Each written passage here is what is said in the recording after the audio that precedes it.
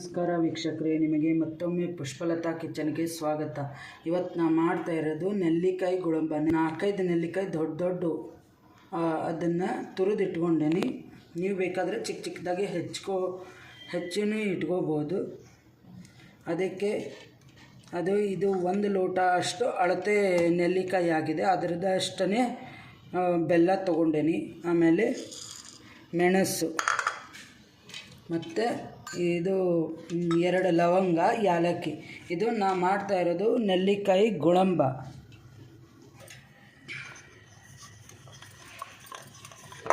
ಈ ಬೆಲ್ಲ ಮುಳುಗೋ ಅಷ್ಟು ನಾನು ನೀರು ಹಾಕ್ತೇನೆ. ಮುಳುಗೋಷ್ಟು ಅಷ್ಟು ನೀರು ಹಾಕೀನಿ. ಇದಕ್ಕೆ ಕರಗಿದ ಮೇಲೆ ಇದು ಮೆಣಸು ಮತ್ತು ಲವಂಗ 2 ತರಿಯಾಗಿ ಕುಟ್ಕೋಬೇಕು. ನೋಡಿ ಈ ಥರ ಕುದೀತಾ ಇದೆ. ಇದಕ್ಕೆ ಇವಾಗ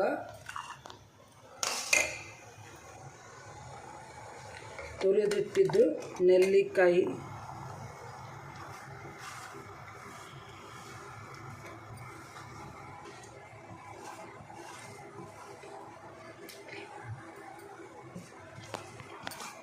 ನೋಡಿ ಈ ಥರ ಚೆನ್ನಾಗಿ ಮಿಕ್ಸ್ ಮಾಡ್ಕೋಬೇಕು.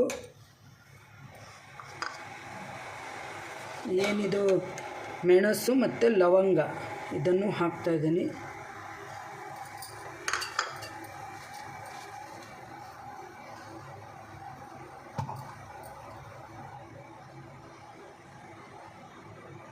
ಮತ್ತು 1/4 ಸ್ಪೂನಷ್ಟು ಏಲಕ್ಕಿ ಪೌಡ್ರು.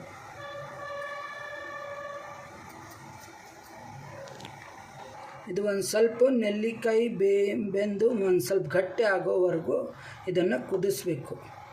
ನೆಲ್ಲಿಕಾಯಿ ಒಗರಿರೋದಕ್ಕೆ ಬೆಲ್ಲ ಮತ್ತು ಮೆಣಸು, ಲವಂಗ, ಯಾಲಕ್ಕಿ ಇದರ ಫ್ಲೇವರ್ ಚೆನ್ನಾಗಿ ಕೊಡುತ್ತೆ ಅಂತಂದು ನಾನು ಸ್ವಲ್ಪ ಮೆಣಸು, ಲವಂಗ ಖಾರವಾಗಿಯೂ ಇರುತ್ತೆ, ಸ್ವೀಟಾಗಿಯೂ ಇರುತ್ತೆ, ತುಂಬ ಚೆನ್ನಾಗಿರುತ್ತೆ, ಟೇಸ್ಟಿಯಾಗೂ ಇರುತ್ತೆ.